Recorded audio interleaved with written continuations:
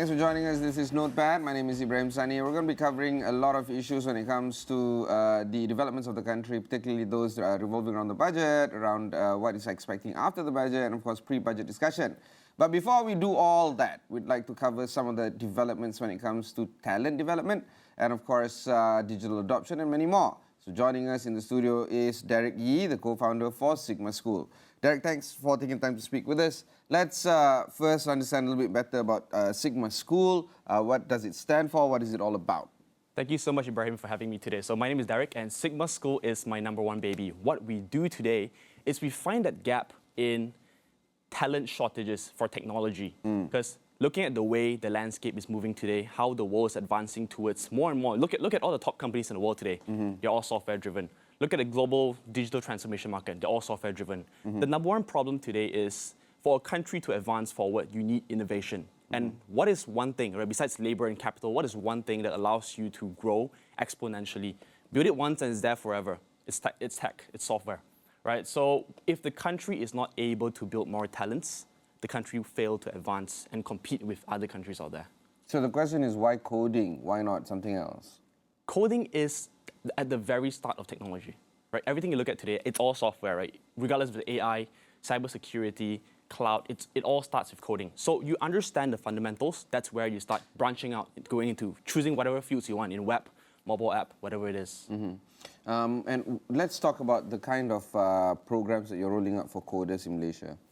Okay, yeah, so the way I'm doing it today is we run on, okay, so in terms of the program, the curriculum, we cover modern tech stacks that's used in global companies. So I'm not going to cover the exact programming names because it's technical.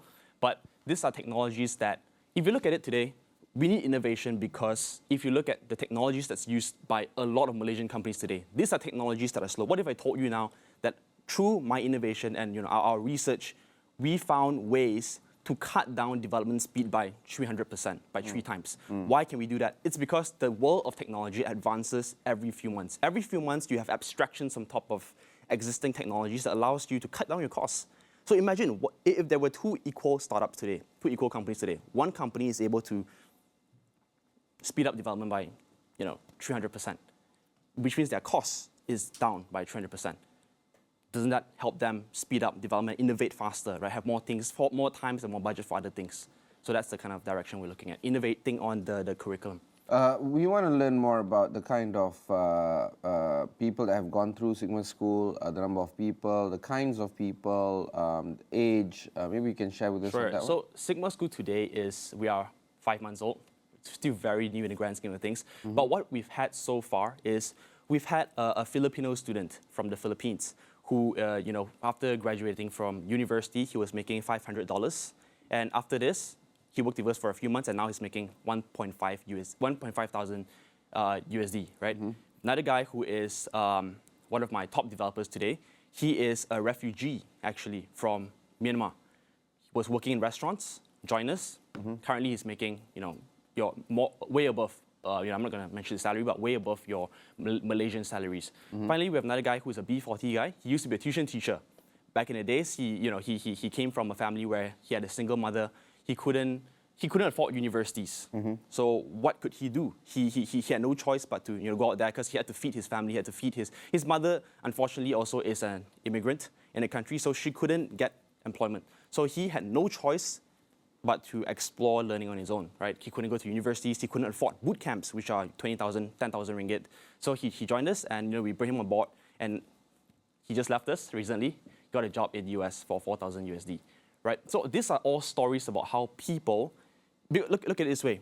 In the US today, the average salary for a software developer today, entry level, less than 1 year of experience, is 120,000 USD.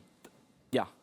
Which is 2.5 times more than the average in the US. Okay. And what happens to the startups and the companies there? When they have to pay so much for an entry-level developer, they have no choice but to look out into Malaysia, into Philippines, and all these countries, and what are we doing, right? So our talents now are all getting sucked towards these countries, and what's left for us? That's why we need to have an alternative, a different pipeline, a different track for students for new talent development in software. Let's talk about this so-called new track or talent development for software. What would be some of the key features that you think is important for you to highlight, not just perhaps in Sigma School, but in general, in terms of empowering people to be a little bit more software educated, a little bit more coding educated? Thank you. So this is a very good question. In fact, this is one of the number one main factors we focus on in Sigma School every single day for the past 3 years. I've been looking into this industry. One thing I know for a fact today, we are not lacking information. If you look at Google and everything, just a quick Google search, I believe you're good at Googling, right? Everything is on Google. What's hard today is the commitment, the accountability, the support that you get today, right? If you know, we are moving now from a world where everyone just looks for, back in the days, without the internet, you had to go to the library, you had to, I don't know, buy expensive books to learn to code. Today, everything is on the internet.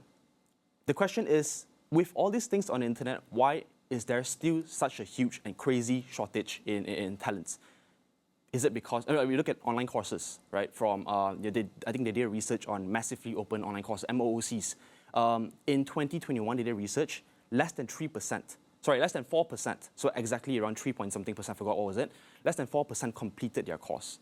I think that's true because for myself, I came from a background where I taught myself how to code. I graduated in accounting and finance. I learned how to code on my own, and I gave up 7 to 8 times before I finally got my break. Right? So I think it's a matter of accountability. It's a matter of peer-to-peer learning, a concept of learning where students learn with students, where we don't need to fork out a lot of money for, the reason why universities and all this, they're expensive is because you have to pay for lecturers, you have to pay for administrative costs, you have to pay for a physical, very nice, beautiful campus, pay for nice experiences. What if we take out things that were not necessary for getting a job, but only drill down and double down on what it takes to get someone a job? Okay, there's still plenty more to unpack, but we'll go for one short break. When we come back, we'll discuss a bit more with Deric of Sigma School.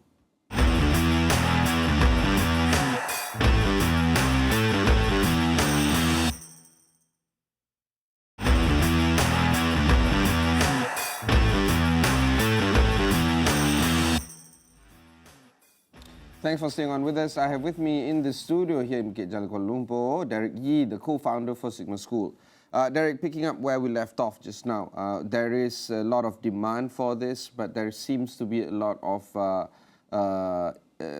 challenges when it comes to supplying this kind of demand. People talk about coding all the time, but software engineering per se is a rather wide discipline to look at. Where do you feel the kind of gaps that needs to be addressed, and how does Sigma School address these kind of gaps? Cool. So today, there are a few gaps in the market. You have entry-level gaps where you just need those people to do basic level coding work. And you have innovation gap where people explore the deep R&D research where the PhD guys come in, right? Sigma School is well positioned in a market where we focus on entry-level positions. So if you look at it in the grand scheme of things, I can give you an example. May not be the best example, but this is an example that I think of all the time. If you think of building a house, you're going to need a few key players. You need the guy to close the deal and get regulatory approval from the government. You need the architect to design the place and to plan out, the engineers to plan out to make sure it's good. And finally, you need the laborers to move the bricks. In the world of software development, it's the same thing. You need the architect, the guy up there to make sure the code is solid, to make sure it's scalable, to make sure it's clean, it's refactored, it's good. And you also need the guys, for lack of better words, to move the bricks. The junior guys, right? If you look at in an average team of software development, you probably have a ratio of one senior or one team lead to a team of 10 to 20 junior developers. So the lack here is, we're lacking everywhere, by the way. We're lacking in innovation, we're lacking in the senior guys, we're lacking in the PhD guys, and we're also lacking in the junior guys. For Sigma School, we are positioned to help people do one thing, and one thing only, to get that entry-level position in software. What happens after that? For example, my student who got that 4,000 USD job, he's 20 years old, by the way. This guy, what happened after that? It's up to you, right? We have another guy who got a job, 3,000 ringgit, 3.5K, sorry. And he stayed at that salary for 1 year. So what happens after that? It's really down to your soft skills and maybe to some extent luck, or how driven you are, how determined you are. But our goal at Sigma School is to provide you a platform where, number one, you don't give up. You continue learning with your friends. Number two, you learn forward, future-proof technologies that will not get, replaced in the future, right? And also number three, we help you get an entry-level job. Yeah. So you're targeting that segment, the entry-level job. You're also targeting an area where you don't necessarily need the best kind of skills as a prerequisite to join the school. But also, there's this whole element of competition, not just in Malaysia, but of course in many other countries, especially those from India or Lithuania or those places in Eastern Europe, it's very hard for us to compete in terms of scale, in terms of cost, and most importantly, in terms of turnover or the speed of writing. Do you feel that those are the kind of ever-persisting challenges that it's going to be difficult for us to grow our software engineering, I guess, discipline here in this country? Yes, I think that's a very good point. The countries you mentioned, these are all the powerhouses of tech entry-level talents. This is a good concern. But if you look at the way the market as a whole, the landscape, the way it's moving today, right? Digital transformation market is 1.3 trillion, right?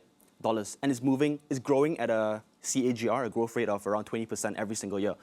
The number of unicorn tech startups that we have in the world today, 10 years ago in 2011, 11 years ago, sorry, that was, we had, I think, 10 new startups per year.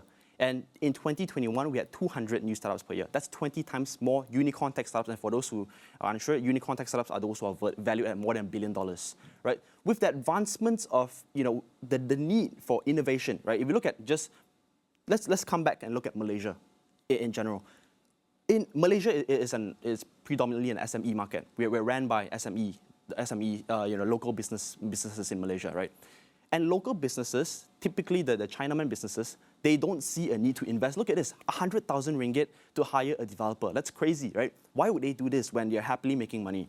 Well, the fact here is they don't have a choice anymore, because when one, like I mentioned the example just now, if hiring a developer is able to help you take away, cut down your costs and make your operations a lot more smooth, right? And you get to cut your costs and you get to optimize a lot of your processes, then this makes you a better company compared to your competitor. And once your competitor finds out about this, everyone, it's just a kind of a rollover effect where everyone will start investing in technology, right? And I personally know this because before Sigma School, I've worked with a lot of SME companies where they told me, Deric, I know I need innovation. I know my competitors are doing innovation, but I don't know what to do.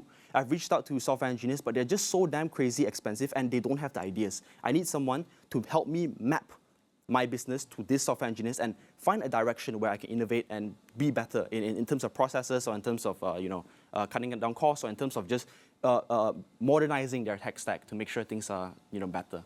Okay, and of course, because of this, it's very hard for us to see where we can challenge them head on. I'm talking about these markets, right? India and many other places like Eastern Europe.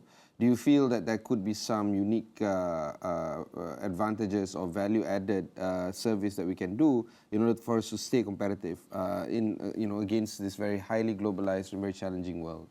So I think for this is a broad question, right? So for me, just based on my experience, understanding how it's like working with foreigners and working with just Malaysian local talents, I think one of the the biggest point here is, we put aside everything else, like in terms of government support, in terms of foreign direct investments in your local talents. Put all those aside, one thing, right? Malaysians speak very good English. That's it. This one fact, it's Malaysia. I mean, not trying to throw shade on foreign talents as well. And let's put Lithuania and all that aside, because the time zone is different. So it's very hard for, let's say, Singaporean companies to hire them. Right? Let's put Lithuania aside for a moment. Indian talents. I've had a lot of experiences, myself personally and people around me, where when I say India, sorry, I meant those from India, the foreign Indians, right, not the Malaysian Indians. They are good in what they do. However, in terms of communication, in terms of commitment, responsibilities, you cannot have a certain level of assurance that the job will be well done out there, because they're so far away, and there's just no way you're bounding yourself to them legally, right? But whereas for Malaysians, you know that these guys are here, they're here to stay. They are not just a face online where they could just go missing the next day, right? I've seen cases like that happen, and I think this is one thing that gives you that edge for Malaysian talents. All right. Commitment and yeah. Okay, we'll go for one short break. When we come back, we'll discuss a little bit more with Deric of Sigma School.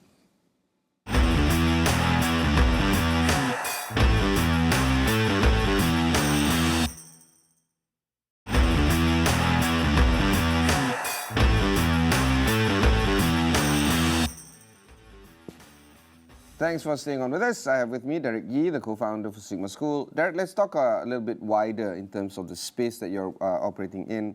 Let's talk about the enablements that it comes along with the software engineering kind of space. Do you feel that the government perhaps could do a little bit more? MNCs could support it a little bit better. Where do you feel that the support could come and why? I think we have to start from the government, like most things in the world today. If the government is able to support us from the grassroots level, which means people, of course, from preschool, from high school, from colleges and all that.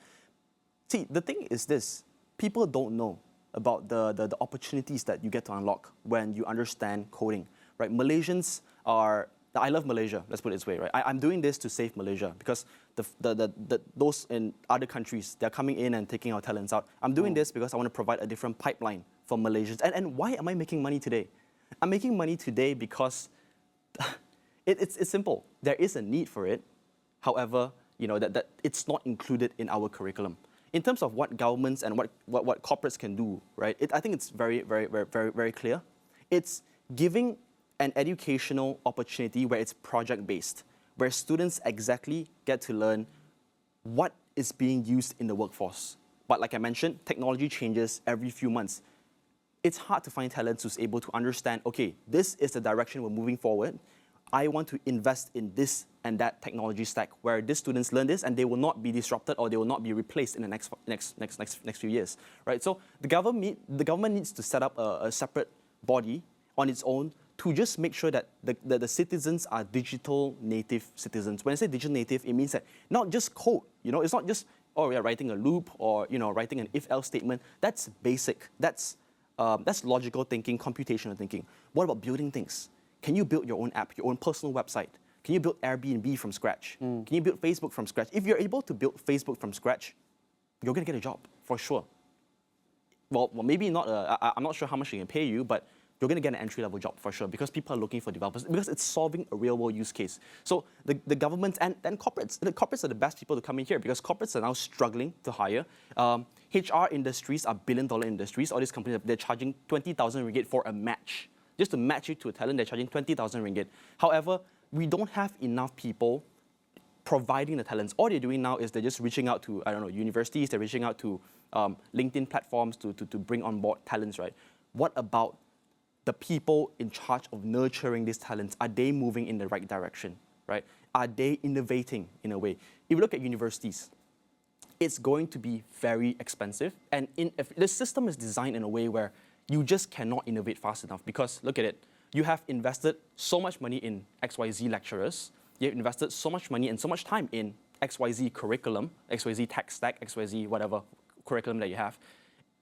If it changes, they are not incentivized to change the curriculum because it can cost them a lot of money, a lot of time to change, right? What if we could do something where it's on a peer-to-peer model? We are able to innovate because, like I mentioned, the first point I mentioned today was there is no shortage of information today. You can learn anything you want online. Harvard's course is open source online, right? What if we could understand the needs of the corporates, understand what are they doing, and then bridge that gap by just combining all these open source materials, and students learn themselves together in a social learning platform, in a co-learning, we work co-working, right? So what we're doing is a co-learning space. We don't say that we have the best curriculum ever. We say that we're selling the experience of students learning together, helping each other, and innovating on, hey, look, I found a new tech stack. It's used by XYZ companies. Let's explore it together.